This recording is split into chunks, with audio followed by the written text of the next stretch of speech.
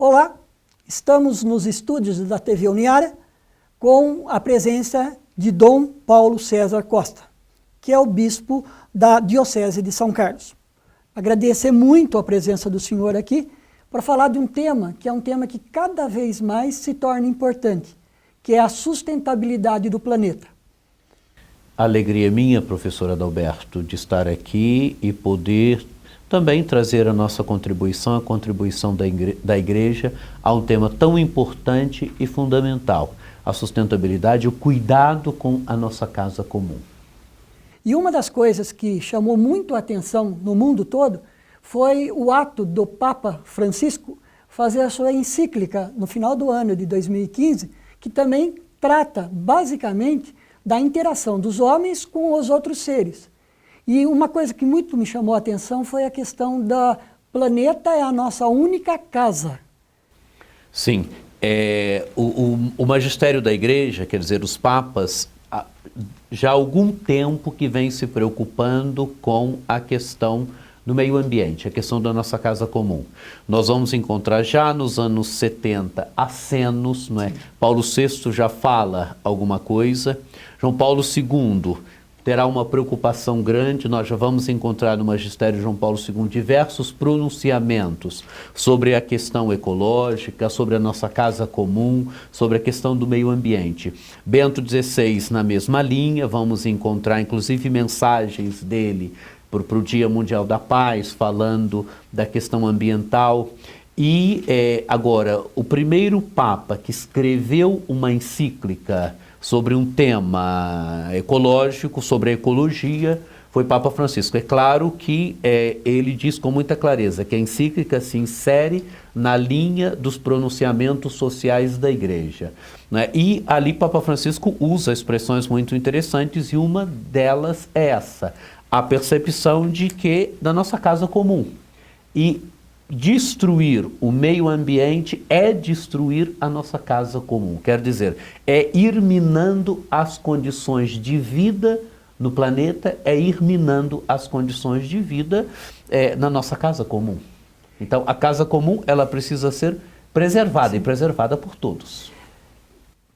Tem uma coisa que me chamou muita atenção na encíclica, que foi a palavra do Papa contra o consumismo desenfreado que existe em vários países do mundo e que esse consumismo estão afetando as questões dos recursos da natureza, particularmente a água, né, que é um bem que o planeta nos dá e cada vez mais a gente vê menos água. Aqui no Brasil a gente tem várias informações sobre problemas relacionados à água e ele toca muito nisso, né? E ele usa um termo muito interessante que é economia integral, que é aquilo que o senhor está falando, dessa integração entre o homem e os recursos que a natureza oferece. Sim, o consumismo é uma realidade, né? Mas o consumismo é uma realidade que vem contra uma visão da sustentabilidade. Sim. Né? Porque é o momento em que você não se contenta só com aquilo que é necessário à sua vida, só com aquilo que é necessário para a sua vida do dia a dia, para desenvolver e viver bem, né? É o momento em que o ser humano quer gastar, consumir, e é um tipo de mentalidade que não condiz com a cultura, com aquelas pessoas que têm, com a preservação do planeta, com a preservação do meio ambiente, com a preservação da nossa casa comum, não é? É uma visão que precisa ser combatida, que precisa... A doutrina social da Igreja há algum tempo que já vem falando contra a questão do consumismo, né? E Papa Francisco retoma esse tema na Laudato Si, e Papa Francisco, como o senhor disse, tem uma visão integral da questão ecológica, onde ele insere o ser humano na casa comum, né? Quando ele fala de ecologia integral, ele parte principalmente do ser humano, né? Durante muito tempo teve uma visão, ou pelo menos se acusou, e às vezes até se acusa a teologia, de não ter tido a justa visão naquilo que o livro do Gênesis diz, quando diz dominai a terra, né? o dominar pode ter tido, em algum momento, uma interpretação talvez não tão justa, né? Mas o magistério, Papa Francisco, retoma essa questão e mostra que dominar aqui não é destruir, não é ter uma visão de dominação no sentido de destruição da natureza, de destruição dos recursos, que o homem possa se relacionar com o meio como ele quer e tendo uma visão de destruição. Não. Dominar quer dizer tudo é entregue ao homem para que o homem cuide. Quer dizer, uma visão de preservativa, né? No sentido de que o homem é o ser da criação, dotado de uma racionalidade, não é? Um ser que tem domínio sobre a sua história, que tem domínio, que tem a capacidade de construir a sua história e que por isso tem a capacidade também de ter uma visão mais ampla na construção da história da sociedade, do universo, é aquele ser que tem uma visão maior, não é, que tem uma racionalidade e por isso não é que os outros seres não tenham, mas e que por isso Deus tudo passa diante do homem e o homem é chamado a dar nome, quer dizer a ser senhor da criação, mas não um senhor da criação no sentido de que destrua a criação, no sentido de que possa depredar a criação, mas não. Deus entrega tudo ao homem para que o homem seja o grande guardião da criação. E ser guardião da criação implica preservar a criação, implica ter uma visão integrativa entre o homem e toda a realidade criada, todo o restante da criação, né? É aquela visão que é bem expressa por São Francisco. São Francisco vê toda a natureza, vê toda a realidade como irmão. Irmão Sol, Irmã Lua, até os animais mais ferozes, São Francisco chama de irmão. Isso é uma visão integrativa, né? Uma visão que preserva a natureza, uma visão onde o homem percebe que a natureza é um dom a ser preservado, um dom a ser cuidado, e a ser cuidado com muita cura, a ser cuidado com muito carinho, né? E Papa Francisco convida na Laudato Si a essa visão mais profunda, não é? É claro que a visão técnica, ela não é uma visão que depreda. Ela pode ser uma visão também que depreda, mas não é justo dizer que é visão técnica. Papa Francisco convida a uma visão laudatória. É isso. Quero dizer, não é onde você percebe a criação como um dom, onde você percebe que tudo é dom do amor de Deus, que tudo provém de Deus. Então é o convite a preservar a criação, a ver a criação como um dom. Então viver hoje de forma que você possa legar também a criação, legar o meio ambiente, legar um planeta mais bonito à geração futura. Ou, pelo menos, legar um planeta que tenha condições de vida às gerações futuras. Viver hoje de forma que as gerações futuras possam ter vida, as gerações futuras também possam gozar das belezas da criação, possam gozar da beleza da criação de Deus que nós gozamos hoje, né? Viver sustentavelmente hoje, ter uma visão preservativa hoje, de forma que tenha vida também, de forma a garantir a vida às gerações futuras.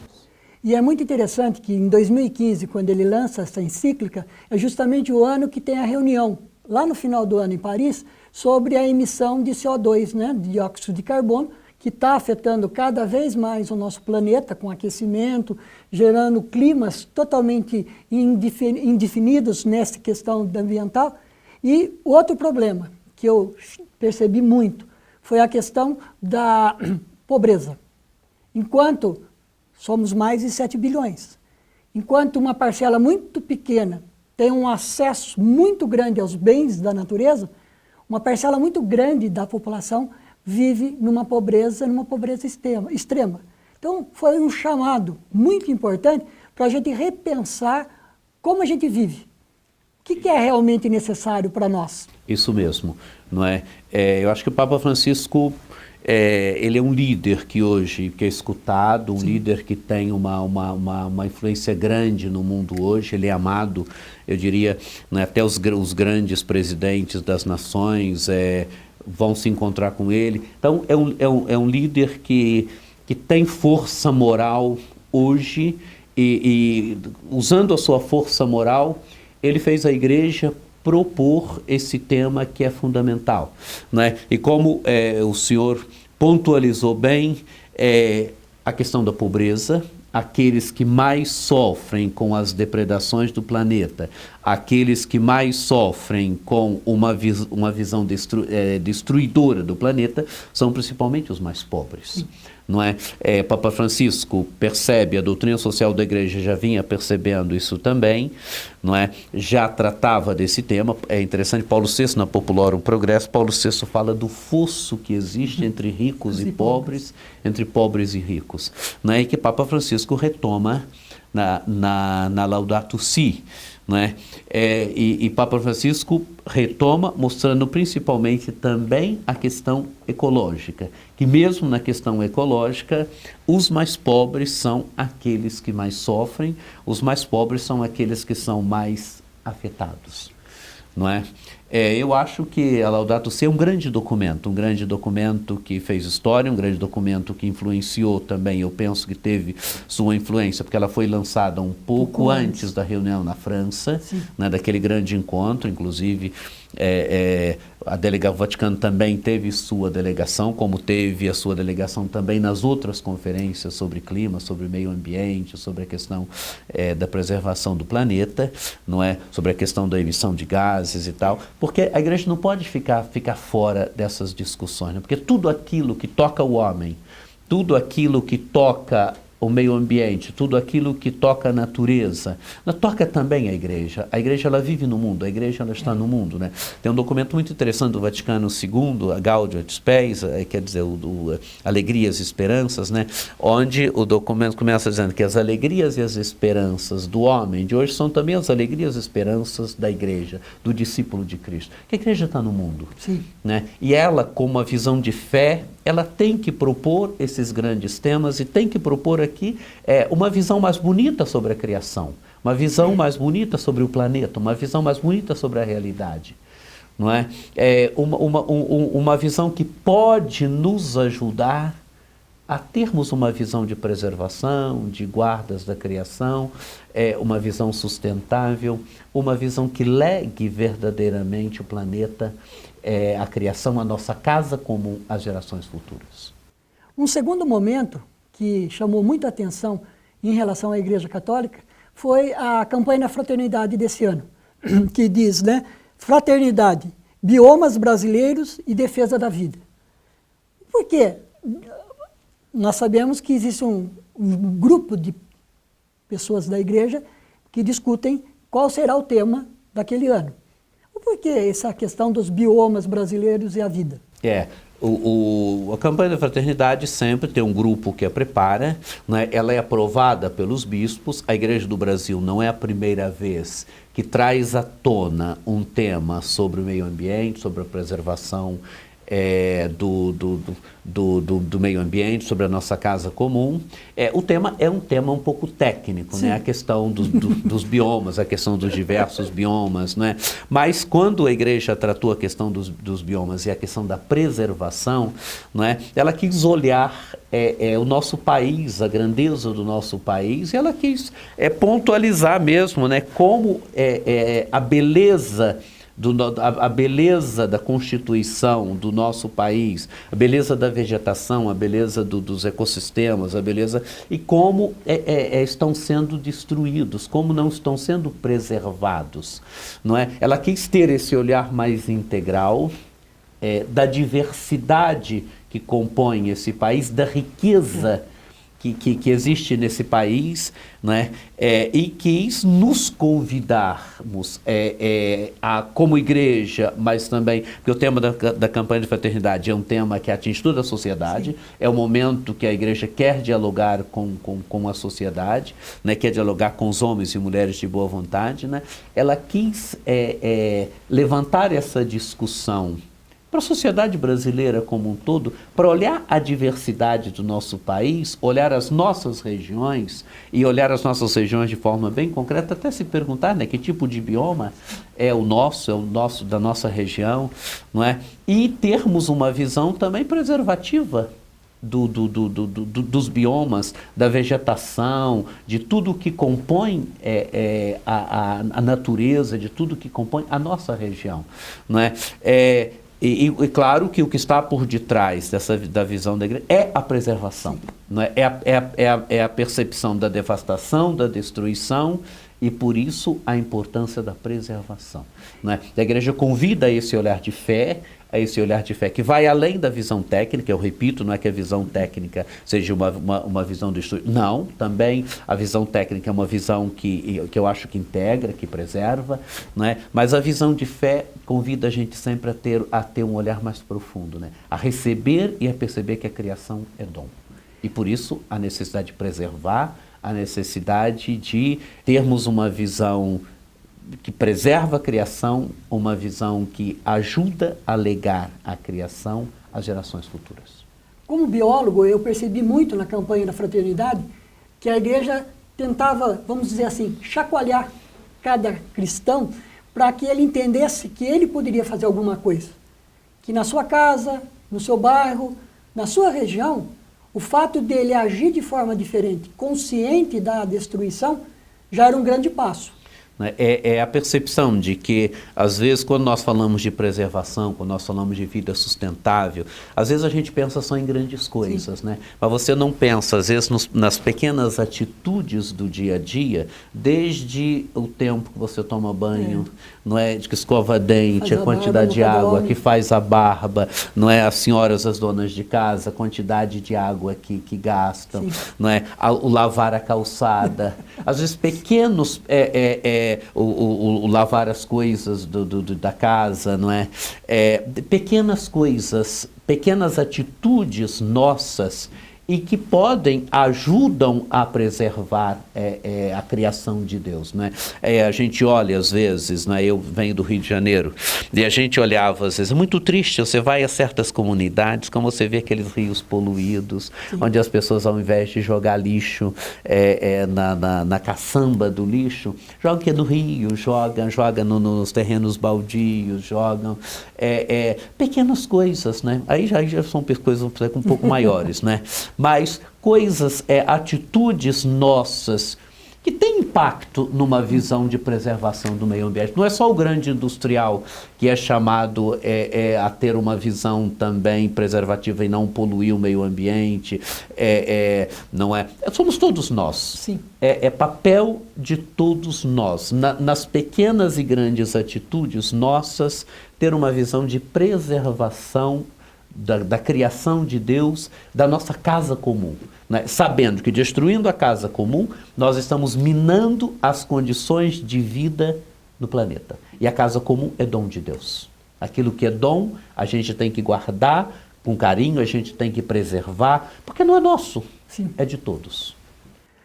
Dom Paulo, o tempo é sempre curto para ouvi-lo, porque eu tenho certeza que muitas coisas ainda ficaram sem a gente conversar.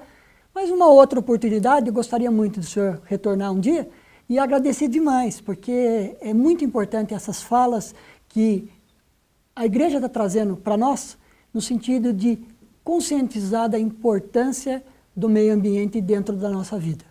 A alegria é minha, professor Adalberto, de estar aqui com o senhor, de estar aqui participando do seu programa, não é? A igreja, ela quer contribuir com a vida da sociedade, ela quer também dar a sua contribuição na construção de um mundo mais humano, um mundo mais justo, um mundo à altura do ser humano, não é? E a preservação da nossa casa comum é um tema importante na visão da igreja. A igreja, ela já dizia o velho Papa João XXIII, hoje São João XXIII, a igreja, ela é mãe, ela é mestra, né? Então estamos aí, queremos também dar nossa contribuição. Eu quando cheguei aqui na diocese, eu disse que Eu sou convencido da cultura do diálogo. O Papa Francisco propôs propôs exatamente no Rio de Janeiro a cultura do diálogo. Eu acho que é dialogando que nós encontramos os melhores caminhos para a vida da sociedade, para a nossa vida em comum. Por isso é uma grande alegria estar aqui dialogando com você e de coração, muito, muito obrigado.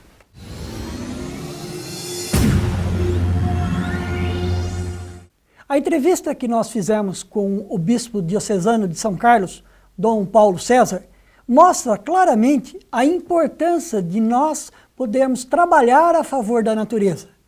A natureza foi dada ao homem e nós precisamos sempre perceber que as nossas ações, elas podem refletir numa coisa boa ou numa coisa ruim.